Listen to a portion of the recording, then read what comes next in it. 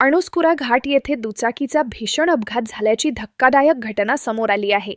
या अपघातात निलेश विलास पाटील यांचा जागीच मृत्यू झाला असून अन्य दोघेजण गंभीर जखमी झाले आहेत.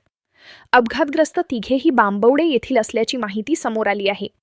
मिळालेल्या माहितीनुसार अपघात होऊन तब्बल 1 ते 1.5 तास उलटून गेले तरीही घटनास्थळी अद्याप ॲम्ब्युलन्स पोहोचलेली नाही. त्यामुळे स्थानिक नागरिकांमध्ये प्रशासनाविरोधात प्रचंड संताप व्यक्त होत आहे.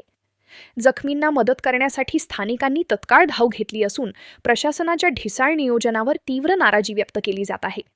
स्थानिक नागरिकांनी ॲम्ब्युलन्स सेवेशी संपर्क साधला असता गाडीत डिझेल नाही तसेच डॉक्टर उपलब्ध नाहीत अशी कारणे सांगण्यात आल्याचा आरोप नागरिकांकडून करण्यात येत आहे. त्यामुळे आपत्कालीन आरोग्य व्यवस्थेवर गंभीर प्रश्नचिन्ह निर्माण झाले आहे. घटनेची माहिती मिळताच परिसरातील नागरिकांनी मोठी गर्दी केली असून गंभीर जखमींना तातडीने वैद्यकीय उपचार मिळावेत अशी मागणी करण्यात येत आहे.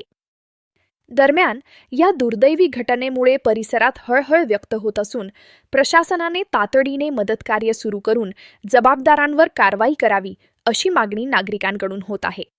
अशाच नवनवीन अपडेट्ससाठी पाहत रहा मी मार्मिक.